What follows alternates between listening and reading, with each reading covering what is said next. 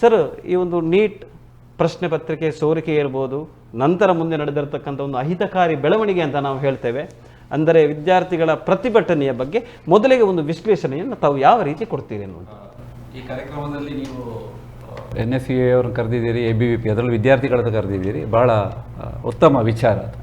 ಈಗ ವಿಶ್ಲೇಷಣೆ ಅಂದರೆ ಈಗಾಗಲೇ ಮಾಧ್ಯಮಗಳಲ್ಲಿ ನೋಡಿದ್ದೀವಿ. ಅದನ್ನು ನಾನು 3 ಹಂತದಲ್ಲಿ ಆ ವಿಚಾರವನ್ನು ಹೇಳಬೇಕಾಗ್ತದೆ. ಮೊದಲಿದ್ದು ನೀಟ್ ಪರೀಕ್ಷೆ, ಅದು ಏನು ಪರೀಕ್ಷೆ ಪೇಪರ್ ಏನಿದೆ ಅದು ಲೀಕ್ ಆಗಿರುವ ಬಗ್ಗೆ, ಮತ್ತು ಆ ಲೀಕ್ ಆಗಿರೋ ಬಗ್ಗೆ ಜೊತೆಗೂಡಿದಂಥ ಕಾಕ್ರೋಚ್ ಜನತಾ ಪಕ್ಷ CJP ಅಂತ ಏನೋ ಹೇಳ್ತೇವೆ ಅದರ ಬಗ್ಗೆ, ಆಮೇಲೆ ಸೋನಂ ವಾಂಗ್ಚುಕ್ ಅವರ ಪ್ರವೇಶ, ಇದು 3ರ ಬಗ್ಗೆ ನಾನು ಈಗ ಒಂದು ಸಣ್ಣ ವಿಶ್ಲೇಷಣೆಯನ್ನು ಕೊಡ್ತೇನೆ.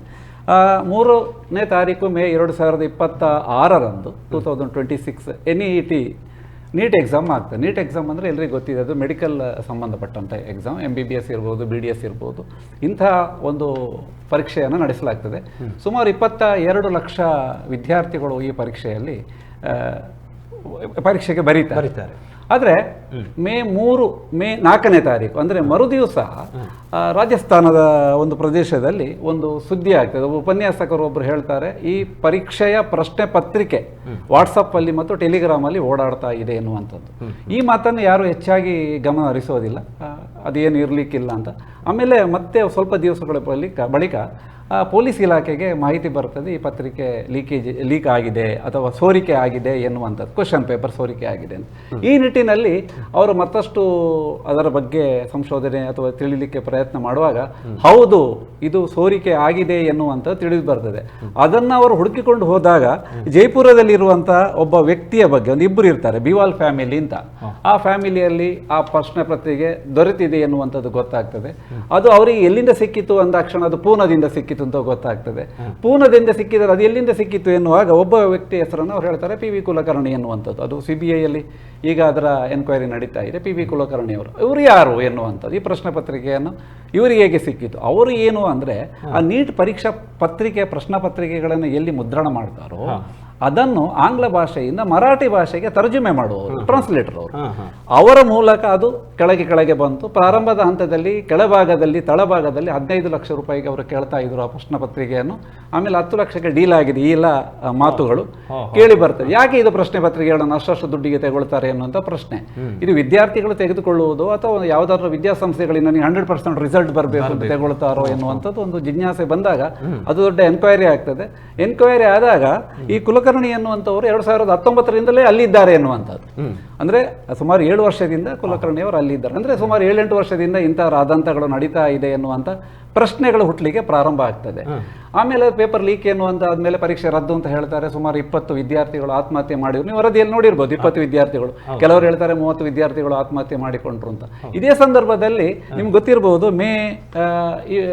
ಇದೇ ವರ್ಷ 2026 ಮೇ 16 ಸಂದರ್ಭದಲ್ಲಿ ಒಬ್ಬರು ನ್ಯಾಯಾಂಗ ಇಲಾಖೆಯವರು ಹೇಳಿದಂಥ ಒಂದು ಮಾತಿಗೆ, ಅಂದರೆ ಕೆಲವು ನಿರುದ್ಯೋಗಿಗಳು ಜಿರಳೆಗಳ ಥರ ಎನ್ನುವಂಥ ಒಂದು ಮಾತನ್ನು ಅವರು ಕೇಳಿದ ಕೂಡಲೇ ಒಂದು ಪಕ್ಷ ಸೃಷ್ಟಿ ಆಗ್ತದೆ. ಅಂದರೆ ಯುವಜನರನ್ನು ಯಾರೋ ಇದು ಮಾಡಿದರು, ಅವರಿಗೆ ಮನಸ್ಸಿಗೆ ನೋವು ಮಾಡಿದರು ಅಂತ ಒಂದು ಪಕ್ಷ ಸೃಷ್ಟಿ ಆಗ್ತದೆ. ಅದೇ ಕಾಕ್ರೋಚ್ ಜನತಾ ಪಕ್ಷ, CJP ಅಂತ ಹೇಳ್ತಾರೆ. ಅದು ಪಕ್ಷ ಆನ್ಲೈನಲ್ಲಿ ಸೃಷ್ಟಿಯಾದ ಕೂಡಲೇ ಸುಮಾರು 20 ಮಿಲಿಯನ್ ವ್ಯೂಸ್, ಫಾಲೋವರ್ಸ್ ಬರ್ತಾರೆ ಅವರಿಗೆ ಇನ್ಸ್ಟಾಗ್ರಾಮ್ ಅಲ್ಲಿ. ಫಾಲೋವರ್ಸ್ ಬರ್ತಾರೆ, 20 ಮಿಲಿಯನ್ ಫಾಲೋವರ್ಸ್ ಇನ್ಸ್ಟಾಗ್ರಾಮ್ ಅಲ್ಲಿ ಬರ್ತಾರೆ. ಅವರು ಪ್ರಾರಂಭ ಮಾಡ್ತಾರೆ ಹೋರಾಟ ಮಾಡಲಿಕ್ಕೆ. ಇದು ನೀಟ್ ಪರೀಕ್ಷೆ ಇದಾಗಿದೆ, ಅವರದೊಂದು 3 ಡಿಮಾಂಡ್ ಅವರು ಹೇಳ್ತಾರೆ. ಏನು ಅವರ ಬೇಡಿಕೆಗಳು ಅಂದರೆ, ಮೊದಲನೇದಾಗಿ ಅವರು ಹೇಳೋದಂದ್ರೆ ಧರ್ಮೇಂದ್ರ ಪ್ರಧಾನ್ ರಾಜೀನಾಮೆ ಕೊಡಬೇಕು, ಶಿಕ್ಷಣ ಸಚಿವರು. ಎರಡನೇದ್ದು ಅಮೂಲಾಗ್ರ ಬದಲಾವಣೆಗಳನ್ನು ಎಜುಕೇಶನ್ ಸಿಸ್ಟಮ್ ಅಲ್ಲಿ ತರಬೇಕು. ಮೂರನೇದು ಏನಂದ್ರೆ, ಇದೇನಿದೆ ಈಗ NET ಪರೀಕ್ಷೆಯಿಂದ ಆತ್ಮಹತ್ಯೆ ಮಾಡ್ಕೊಂಡಿರಬಹುದು ಅಥವಾ ಮಕ್ಕಳು ಪರೀಕ್ಷೆಯನ್ನು ವಂಚಿತರಾಗಿದ್ದಾರೆ, ಅವರಿಗೆಲ್ಲ ಪರಿಹಾರ ಕೊಡಬೇಕು ಅಂತ ಕೇಳ್ತಾರೆ. ಅದನ್ನು ಯಾರನ್ನು ಸರ್ಕಾರ ಕೇಳೋದಿಲ್ಲ. ಅದು ಸ್ವಲ್ಪ ಬದಲಾವಣೆ ಆಗೋದು ಸೋನಂ ವಾಂಗ್ಚುಕ್ ಅವರು ಪ್ರವೇಶ ಮಾಡ್ತಾರೆ.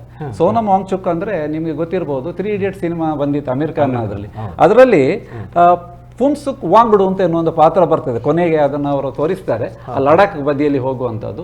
ಆದರೆ ಅಮೀರ್ ಖಾನ್ ಹೇಳ್ತಾರೆ ಫುನ್ಸುಕ್ ವಾಂಗ್ಡು ಎನ್ನುವಂಥದ್ದು ಸೋನಂ ವಾಂಗ್ಚುಕ್ ಅಲ್ಲ ಅಂತ, ಸೋನಂ ವಾಂಗ್ಚುಕ್ ಹೇಳ್ತಾರೆ ಅದು ಅಲ್ಲ ಅಂತ, ನಾನಲ್ಲ ಅಂತ. ಆದರೆ ಜನರು ಏನು ತಿಳ್ಕೊಳ್ತಾರೆ, ಅವರೇ ಇವರು ಎನ್ನುವ ಭಾವನೆಯಿಂದ ತಿಳ್ಕೊಳ್ತಾರೆ. ಸೋನಂ ವಾಂಗ್ಚುಕ್ ಅವರು ಅವರು ಆಕ್ಚುಲಿ ಇಂಜಿನಿಯರಿಂಗ್ ಪದವೀಧರರು, ಮತ್ತೆ ಶಿಕ್ಷಣ ಕ್ಷೇತ್ರದಲ್ಲಿ ಸಾಧನೆ ಮಾಡಿದವರು, ಪರಿಸರವಾದಿ, ಇನೋವೇಷನ್ ಬಗ್ಗೆ ಹೆಚ್ಚು ಸಾಧನೆ ಮಾಡಿದವರು, ಲಡಾಖ್ನಲ್ಲಿ ಸಾಕಷ್ಟು ಹೊಸತನವನ್ನು ಆವಿಷ್ಕಾರ ಮಾಡಿದವರು. ಅವರಿಗೆ ಸಾಕಷ್ಟು ಡಿಮಾಂಡ್ಗಳು, ಅಂದರೆ ಅವರ ಬಗ್ಗೆ ಡಿಮಾಂಡ್ ಅಂತ ಹೇಳೋದಕ್ಕಿಂತ ಜಾಸ್ತಿಯಾಗಿ ಜನಾಭಿಪ್ರಾಯ ಒಳ್ಳೆಯದಿದೆ. ನಮ್ಮ ದೇಶದಲ್ಲಿ ಕಡಿಮೆ ಇದ್ರೂ ವಿದೇಶದಲ್ಲಿ ಅವರ ಬಗ್ಗೆ ಬಹಳ ದೊಡ್ಡ ಒಂದು ಬೇಡಿಕೆ, ಅಂದರೆ ಅವರ ಬಗ್ಗೆ ಒಳ್ಳೆಯ ಪ್ರಚಾರ ಇದೆ, ಒಳ್ಳೆಯ ಅಭಿಪ್ರಾಯ ಇದೆ.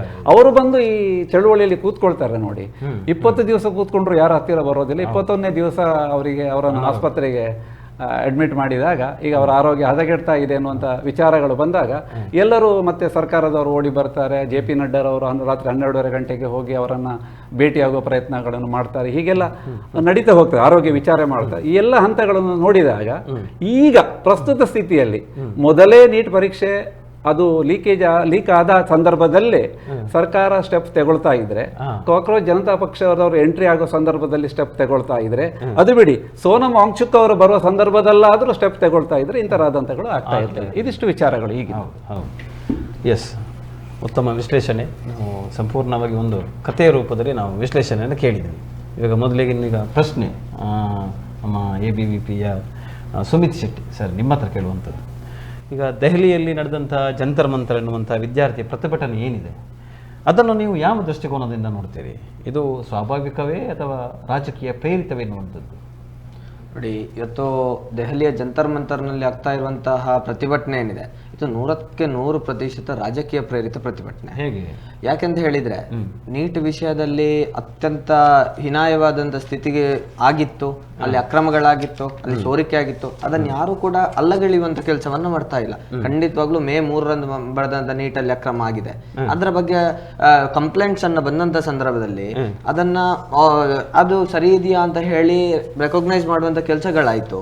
ಅದು ಸರಿ ಇದೆ ಅಂತ ಗೊತ್ತಾದಂತ ಸಂದರ್ಭದಲ್ಲಿ NTA ಡಿಕ್ಲೇರ್ ಮಾಡ್ತದೆ, May 12ಕ್ಕೆ ಡಿಕ್ಲೇರ್ ಮಾಡ್ತದೆ, ಎಲ್ಲ ಪರಿಶೀಲನೆಯನ್ನ ಮಾಡಿ NTA ಡಿಕ್ಲೇರ್ ಮಾಡ್ತದೆ ನೀಟ್ ನಲ್ಲಿ ಅಕ್ರಮ ಆಗಿದೆ, ಮತ್ತೆ ರೀ ಎಕ್ಸಾಮ್ ಅನ್ನ ಬರೀತೇವೆ, ರೀ ಎಕ್ಸಾಮ್ ಅನ್ನ ಮಾಡ್ತೇವೆ ಅಂತ ಹೇಳಿ. June 21ಕ್ಕೆ ರೀ ಎಕ್ಸಾಮ್ ಆಯ್ತು. June 21ಕ್ಕೆ ರೀ ಎಕ್ಸಾಮ್ ಆಗಿ ಎಲ್ಲ ವಿದ್ಯಾರ್ಥಿಗಳು ರೀ ಎಕ್ಸಾಮ್ ಅನ್ನ ಬರೆದು ಅತ್ಯಂತ ವ್ಯವಸ್ಥಿತವಾಗಿ ಆಗಿದೆ. ನಾವು ಹೇಳ್ತಾ ಇರುವಂತದ್ದು ನೀಟ್ ನಲ್ಲಿ ಆದಂತ ಅಕ್ರಮಗಳು, ನೀಟ್ ನಲ್ಲಿ ಆದಂತ ಸೋರಿಕೆಯನ್ನ ನಾವು ಖಂಡಿಸ್ತೇವೆ, ಖಂಡಿತವಾಗ್ಲೂ ಖಂಡಿಸ್ತೇವೆ. ವಿದ್ಯಾರ್ಥಿಗಳಿಗೆ ಧ್ವನಿಯಾಗಿ ನಿಲ್ಲುವಂತ ಕೆಲಸವನ್ನು ವಿದ್ಯಾರ್ಥಿ ಪರಿಷತ್ ಕೂಡ ಮಾಡ್ತದೆ. ಆದ್ರೆ ನಾವು ಕೇಳುವಂತದ್ದೇನು, ನೀಟ್ ನಲ್ಲಿ ರಿಫಾರ್ಮ್ಸ್ ಆಗಬೇಕು, ಖಂಡಿತವಾಗ್ಲೂ ರಿಫಾರ್ಮ್ಸ್ ಆಗಬೇಕು ಅಂತ ಹೇಳಿ ಹೋರಾಟ ಆಯ್ತು. NTA ಕಚೇರಿಗೆ ಮುತ್ತಿಗೆ ಹಾಕುವಂತ ಕೆಲಸಗಳಾಯ್ತು. ಆ ನಂತರ ಸರ್ಕಾರ ಒಂದು ಘೋಷಣೆ ಮಾಡ್ತು, ಈ ಕೇಸನ್ನ CBIಗೆ ವಹಿಸಿದ್ದೇವೆ, CBI 13 ಜನರನ್ನ ಅರೆಸ್ಟ್ ಮಾಡ್ತು. ಆ ನಂತರ ಸರ್ಕಾರ ಮತ್ತೆ ಹೇಳ್ತು, ಸರಿ ಈಗ ಆದಂತ ತಪ್ಪನ್ನು ಸರಿಪಡಿಸೋದ್ರ ಜೊತೆಗೆ ಮುಂದಿನ ವರ್ಷದಿಂದ ನಾವು ಇದನ್ನ ಕಂಪ್ಯೂಟರೈಸ್ಡ್ ಆಗಿ ಮಾಡ್ತೇವೆ, ನೀಟ್ ಅನ್ನ ಕಂಪ್ಯೂಟರೈಸ್ಡ್ ಆಗಿ ಮಾಡ್ತೇವೆ, ಟೋಟಲಿ ಎನ್ಕ್ರಿಪ್ಟೆಡ್ ನೀಟ್ ಅನ್ನ ಮಾಡ್ತೇವೆ, ಯಾವುದೇ ಕಾರಣಕ್ಕೂ ಕೂಡ ಇದರಲ್ಲಿ ಲೋಪದೋಷಗಳು ಬರದಂತೆ ನೋಡ್ಕೊಳ್ತೇವೆ ಅಂತ ಹೇಳಿ. ವಿದ್ಯಾರ್ಥಿಗಳಿಗೆ ಒಬ್ಬ ವ್ಯವಸ್ಥೆಯನ್ನ ಸರಿಪಡಿಸಬೇಕು ಅನ್ನುವಂತ ಹೇಳುವಂತ ವಿದ್ಯಾರ್ಥಿ ಯಾವತ್ತೂ ಕೂಡ ದೇಶದಲ್ಲಿ ಕೋಲಾಹಲವನ್ನು ಸೃಷ್ಟಿ ಮಾಡ್ಲಿಕ್ಕೆ ಹೋಗಲ್ಲ. ಆತ ವ್ಯವಸ್ಥೆಯ ವಿರುದ್ಧ ಯಾವ್ದೆಲ್ಲ ಪ್ರಾಬ್ಲಮ್ಗೆ ಸೊಲ್ಯೂಷನ್ ಏನಿದೆ ಅಂತ ಹುಡುಕ್ತಾನೆ. ಇವತ್ತು CJPಯ ನೇತೃತ್ವದ CJP ಹುಟ್ಕೊಂಡದ್ದು May 16ರ ಸಂದರ್ಭದಲ್ಲಿ CJP ಹುಟ್ಕೊಳ್ತದೆ. ನೀಟ್ ಲೀಕ್ ಆಗಿರುವಂತದ್ದು May 3ರಂದು ಪಾರ್ಲಿಮೆಂಟ್ ಸೆಷನ್ ನಡೀಲಿಕ್ಕಿರುವಂತ ಒಂದು ದಿವಸದ ಮುಂಚೆ ಜಂತರ್ ಮಂತರ್ ಚಲೋ ಮಾಡ್ತಾರೆ ಅಂತ ಹೇಳಿದ್ರೆ ಇದು ರಾಜಕೀಯ ಪ್ರೇರಿತ ಅಲ್ಲದೆ ಮತ್ತೇನು ಅನ್ನುವಂತ ಪ್ರಶ್ನೆಗಳು ಬರ್ತದೆ. ಯಾಕೆ ರಾಜಕೀಯ ಪ್ರೇರಿತ ಅನ್ನೋದಕ್ಕೆ ಉದಾಹರಣೆ ಕೊಡ್ತೇನೆ. ಇವತ್ತು ನೀಟ್ ನಿಂದ ಆರಂಭವಾದಂತ CJPಯ ಹೋರಾಟ ಜಂತರ್ ಮಂತರ್ಗೆ ಪ್ರಕಾಶ್ ರಾಜ್ ಬರ್ತಾನೆ, ಸದಾ ಇಲ್ಲಿನ ಹಿಂದೂ ದೇವರುಗಳನ್ನ ಅವಹೇಳನ ಮಾಡುವಂತವನು. ಅರುಂಧತಿ ರಾಯ್ ಬರ್ತಾಳೆ, ಯಾವ ಕಾಶ್ಮೀರವನ್ನ ಭಾರತದ ಭಾಗವೇ ಅಲ್ಲ ಅಂತ ಹೇಳುವಂತ ಅರುಂಧತಿ ರಾಯ್ ಬರ್ತಾಳೆ. ನಿನ್ನೆ ಯಾರು ಸೋನಾಕ್ಷಿ ಅನ್ನುವಂತವಳು ಭಾರತ ಮಾತೆ ಆದ್ರೆ ತಂದೆ ಯಾರು ಅಂತ ಕೇಳ್ತಾನೆ, ತಂದೆ ಯಾರು ಅಂತ ಕೇಳ್ತಾಳೆ. ಇಂಥ ಅವಿವೇಕಿಗಳನ್ನ ಹಿಡ್ಕೊಂಡು ವಿದ್ಯಾರ್ಥಿಗಳ ಹೋರಾಟ ಅಂತ ಬಿಂಬಿಸುವಂತ ಕೆಲಸಗಳಾಗ್ತಾ ಇದೆ. ಇದು ಯಾವುದೇ ರೀತಿಯಾದಂತ ದೇಶದಲ್ಲಿ ಹೊಸ ಪರ್ವ ಅಲ್ಲ, ಬದಲಾಗಿ ದೇಶದಲ್ಲಿ ಅರಾಜಕತೆಯನ್ನು ಸೃಷ್ಟಿಸ್ಲಿಕ್ಕೆ ವಿದೇಶಿ ಶಕ್ತಿಗಳು ಸೇರ್ಕೊಂಡು ವಾಮ ಮಾರ್ಗದ ಮೂಲಕ ಅತ್ಯಂತ ಷಡ್ಯಂತರವನ್ನ ಮಾಡಿ ಈ ದೇಶದಲ್ಲಿ ಕೋಲಾಹಲವನ್ನು ಸೃಷ್ಟಿ ಮಾಡಬೇಕು, ಇಲ್ಲಿನ ಸಂವಿಧಾನವನ್ನ ಇಲ್ಲಿನ ಸರ್ಕಾರವನ್ನ ಅಸ್ಥಿರಗೊಳಿಸಬೇಕು ಅಂತ ಹೇಳಿ ವಿದ್ಯಾರ್ಥಿಗಳ ನೆಪದಲ್ಲಿರುವಂತಹ ದೇಶದ್ರೋಹಿಗಳು ಮಾಡ್ತಾ ಇರುವಂತ ಗೂಂಡಾಗಿರಿ. ವಿದ್ಯಾರ್ಥಿಗಳಾಗಿದ್ರೆ, ನಿಜವಾದಂತ ವಿದ್ಯಾರ್ಥಿಗಳಾಗಿದ್ರೆ ಅವರ ಬಗ್ಗೆ ಕಾಳಜಿ ಇದೆ, ಅಲ್ಲಿ ಏನು ತಪ್ಪಾಗಿದೆ ಅದನ್ನು ಸರಿಪಡಿಸಬೇಕು. ಅದು ಬಿಟ್ಟು ಈ ರೀತಿ ಗೂಂಡಾಗಿರಿಯನ್ನು ಮಾಡುವಂಥದ್ದು, ಮಾಧ್ಯಮದ ಮೇಲೆ ಹಲ್ಲೆ ಮಾಡುವಂಥದ್ದು, ಅಲ್ಲಿ ಹೋದಂತ ಪೊಲೀಸರ ಮೇಲೆ ಸೈನ್ಯದ ಮೇಲೆ ಹಲ್ಲೆ ಮಾಡುವಂಥದ್ದು, ಇದು ಯಾವ ರೀತಿಯಾದಂತಹ ಹೋರಾಟ ಅನ್ನುವಂಥದ್ದು ನಮ್ಮ ಪ್ರಶ್ನೆ ಇರುವಂಥದ್ದು. ಓಕೆ ಸರ್, ಈಗ ಅಬ್ದುಲ್ ಮೆಹಮೂದ್ ಕೆಂಪಿ ಸರ್, ನಿಮ್ಮ ಹತ್ರ ಕೇಳುವಂಥದ್ದು, ಈಗ ಮೊನ್ನೆ ಜಂತರ್ ಮಂತರ್ನಲ್ಲಿ ನಡೆದಿರತಕ್ಕಂಥ ಒಂದು ವಿದ್ಯಾರ್ಥಿಗಳ ಮೇಲೆ ನಡೆದಿರುವಂತಹ ಲಾಠಿ ಚಾರ್ಜ್ ಇರ್ಬೋದು, ಅದು ಪ್ರಜಾಪ್ರಭುತ್ವಕ್ಕೆ ಮಾಡಿದ ಅವಮಾನ ಅಂತ ತಮಗೆ ಅನಿಸ್ತದ ಅನ್ನುವಂಥದ್ದು? ಖಂಡಿತವಾಗಿಯೂ ಇದು ಪ್ರಜಾಪ್ರಭುತ್ವದ ಮೇಲೆ ಮಾಡಿದಂತಹ ಅವಮಾನ ಅಲ್ಲ. ಇದು ನರೇಂದ್ರ ಮೋದಿ ಅವರ ನೇತೃತ್ವದ ಕೇಂದ್ರ ಸರ್ಕಾರ ಪ್ರಜಾಪ್ರಭುತ್ವದ ಕಗ್ಗೊಲೆಯನ್ನು ಮಾಡಿದೆ. ಪ್ರಜಾಪ್ರಭುತ್ವದ ಮಾತ್ರ ಅಲ್ಲ, ಸಂವಿಧಾನವನ್ನ ಮರ್ಡರ್ ಮಾಡಿರುವಂತಹ ಇದೊಂದು ಘಟನೆಯಾಗಿದೆ. ಭಾರತ ದೇಶದ ಇತಿಹಾಸವನ್ನು ನೋಡಿ, ವಿದ್ಯಾರ್ಥಿಗಳು, ಯುವಕರು ಇವರೆಲ್ಲರೂ ಹೋರಾಟಕ್ಕೆ ಇಳಿದಾಗ ಭಾರತ ದೇಶದಲ್ಲಿ ಎಷ್ಟೋ ಪರಿಣಾಮಕಾರಿಯಾದಂತಹ ರಿಸಲ್ಟ್ಸ್ಗಳು ನಮಗೆ ಸಿಕ್ಕಿರುವಂತಹದ್ದು ನಮಗೆ ಗೊತ್ತಿರುವಂತಹ ವಿಚಾರ.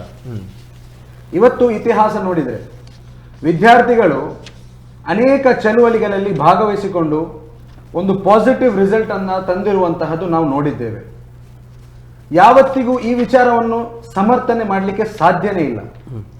ಇವತ್ತು ವಿದ್ಯಾರ್ಥಿಗಳು, ಇವತ್ತು ನಮ್ಮ ಈ ದೇಶದಲ್ಲಿ ನಮಗೆ ಸಿಕ್ಕಿರುವಂತಹ ಸ್ವಾತಂತ್ರ್ಯ, ನಮಗೆ ಸಿಕ್ಕಿರುವಂತಹ ಸಂವಿಧಾನ, ನಮಗೆ ಸಿಕ್ಕಿರುವಂತಹ ಜಾತ್ಯತೀತ ತತ್ವ, ನಮಗೆ ಸಿಕ್ಕಿರುವಂತಹ ಪ್ರಜಾಪ್ರಭುತ್ವದ ಒಂದು ಮೌಲ್ಯ, ಇದೆಲ್ಲವೂ ಕೂಡ ಮೌನವಾಗಿ ಕೂತ್ಕೊಂಡು ಸರ್ಕಾರದ ಮೇಲೆ, ಅಂದಿನ ಬ್ರಿಟಿಷ್ ಸರ್ಕಾರದ ಮೇಲೆ ನಿರೀಕ್ಷೆ ಇಟ್ಕೊಂಡು ಕೂತ್ಕೊಂಡು, ನಾವು ನಿರೀಕ್ಷೆ ಇಟ್ಕೊಂಡು ಇದೆಲ್ಲ ಸಿಕ್ಕಿರುವಂತಹದ್ದಲ್ಲ. ನಮಗೆ ಈ ಸ್ವಾತಂತ್ರ್ಯ ಸಿಕ್ಕಿರುವಂತಹದ್ದು ಮೌನವಾಗಿ ಕೂತ್ಕೊಂಡು ನಿರೀಕ್ಷೆ ಇಟ್ಕೊಂಡು ಕೂತ್ಕೊಂಡಿದ್ದಕ್ಕೆ ಸಿಕ್ಕಿರುವಂತದ್ದು ಖಂಡಿತವಾಗಿಯೂ ಅಲ್ಲ.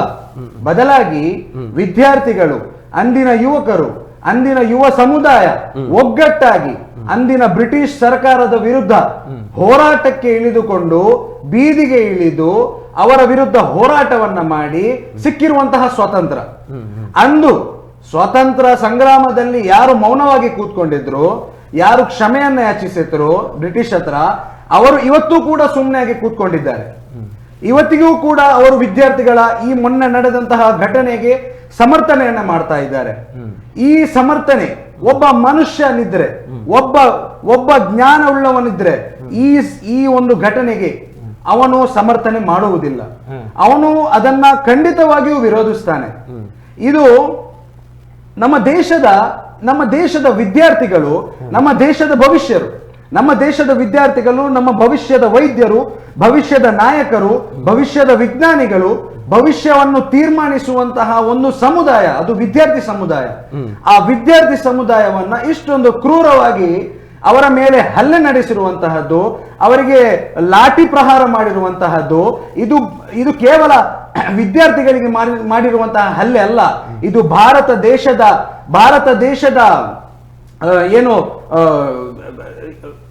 ದೇಶದ ವಿದ್ಯಾರ್ಥಿಗಳಿಗೆ ಮಾಡಿದಂತಹ ಇದೊಂದು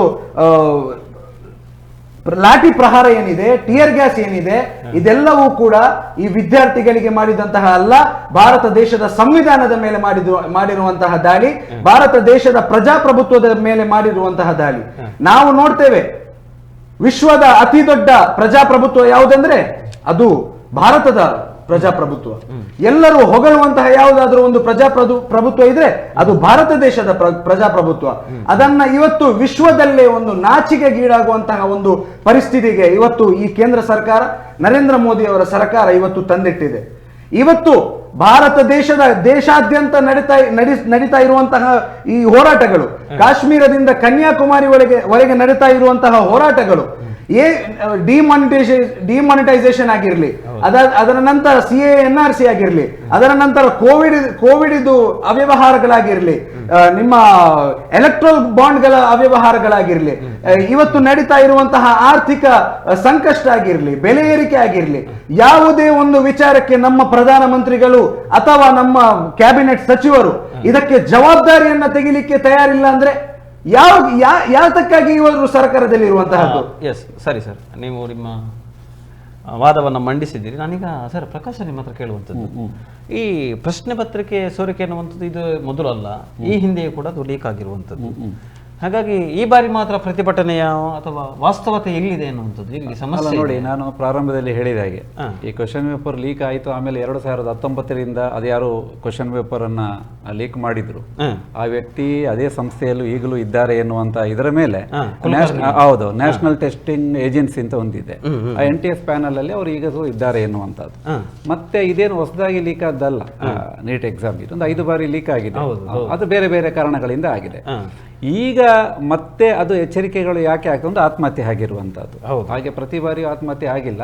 ಎಕ್ಸಾಮಿನೇಷನ್ ಇದು ಏನು ಲೀಕ್ ಆದ ಸಂದರ್ಭದಲ್ಲಿ ಆತ್ಮಹತ್ಯೆ ಆದಂತ ಘಟನೆಗಳು ವರದಿ ಆಗಿಲ್ಲ, ಆಗಿರಲೂಬಹುದು ಗೊತ್ತಿಲ್ಲ, ವರದಿ ಆಗಲಿಲ್ಲ. ಆದ್ರೆ ಈ ಬಾರಿ ಒಂದು ವಿದ್ಯಾರ್ಥಿಗಳು ಆತ್ಮಹತ್ಯೆ ಮಾಡಿಕೊಂಡಿರುವಂತ ಒಂದು ಘಟನೆ, ಜೊತೆಗೆ ಈ ರಾಜಕೀಯ ಪಕ್ಷಗಳ ಕಾಕ್ರೋಚ್ CJP ಎನ್ನುವಂಥದ್ದು ಅದರನ್ನ ತನ್ನನ್ನ ಅದರಲ್ಲಿ ಸಂಪೂರ್ಣವಾಗಿ ವಿದ್ಯಾರ್ಥಿಗಳ ಒಂದು ಪ್ರತಿನಿಧಿ ಅಂತ ಹೇಳಿಕೊಂಡು ಸಂಪೂರ್ಣವಾಗಿ ಅವರು ತೊಡಗಿಸಿಕೊಂಡಿರುವಂತಹದ್ದು. ಜೊತೆಗೆ ನೀವು ಗೊತ್ತಿರಬಹುದು 2011ನೇ ಇಸವಿ ಸಂದರ್ಭದಲ್ಲಿ ಅಣ್ಣಾ ಹಜಾರೆ ಅವರು ಬಂದು ಭ್ರಷ್ಟಾಚಾರದ ವಿರುದ್ಧ ಹೋರಾಟ ಮಾಡಿದ್ರು. ಈಗ ಸೋನಂ ವಾಂಗ್ಚುಕ್ ಬಂದ್ರು. ಆದ ಕಾರಣ ಈ ಬಾರಿಯ ಒಂದು ವಿಶೇಷತೆ ಏನಂದ್ರೆ ಯಾರಾದರೂ ಒಬ್ಬರು ಇಂಟರ್ನ್ಯಾಷನಲ್ ಫಿಗರ್ಗಳು ಅಥವಾ ನ್ಯಾಷನಲ್ ಫಿಗರ್ಗಳು ಅದರಲ್ಲಿ ಎಂಟ್ರಿ ಆಗ್ತಾರೆ ಅಂದ್ರೆ ಇಲ್ಲಿಯವರೆಗೆ ಅನ್ಡಿಸ್ಪ್ಯೂಟೆಡ್, ಈವರೆಗೆ ಯಾವುದೇ ಡಿಸ್ಪ್ಯೂಟ್ ಇಲ್ಲದಂತ ವ್ಯಕ್ತಿಗಳು ಅಲ್ಲಿಗೆ ಬಂದ್ರು ಅಂತ ಆದ ಕೂಡಲೇ ಅದಕ್ಕೊಂದು ಹೊಸ ಆಯಾಮಗಳನ್ನು ಪಡೀತದೆ. ಜೊತೆಗೆ ಈ ಲೀಕ್ ಆಗಿರುವಂತ ವಿಚಾರಗಳೇನು ಹೇಳ್ತೀರಲ್ಲ, ಅದು ಸಾಮಾನ್ಯವಾಗಿ ಆಗ್ತಾನೆ ಇರ್ತದೆ. ಅದಕ್ಕೇನೇನು ನಿಯಂತ್ರಣ ಮಾಡ್ಲಿಕ್ಕೆ ಆಗೋದಿಲ್ಲ ಅಂತಲ್ಲ, ನಿಯಂತ್ರಣ ಮಾಡಬಹುದು. ಆದ್ರೆ ಈ ಬಾರಿ ಮಾಡಿರುವಂತದ್ದು ಸ್ವಲ್ಪ ಸೀರಿಯಸ್ ಆಗಿರುವ ಕಾರಣ, ಮತ್ತೆ ಇನ್ನು ಮುಂದೆ ಪ್ರತಿ ಬಾರಿಯೂ ಇದು ಆಗ್ಬಾರದು ಎನ್ನುವ ಕಾರಣಕ್ಕೆ ಮಕ್ಕಳ ಭವಿಷ್ಯದ ಜೊತೆಗೆ ಯಾವುದೇ ಆಟ ಆಡಬಾರದು ಎನ್ನುವ ಕಾರಣ ಇದೊಂದು ರೀತಿಯ ಹೋರಾಟ ಏನಿದೆ ಅದೊಂದು ತಾರ್ಕಿಕ ಅಂತ್ಯವನ್ನು ಮತ್ತು ತಾತ್ವಿಕ ಸತ್ಯವನ್ನು ತೋರಿಸಿದ್ರೆ ಸಾಕು ಅಂತ.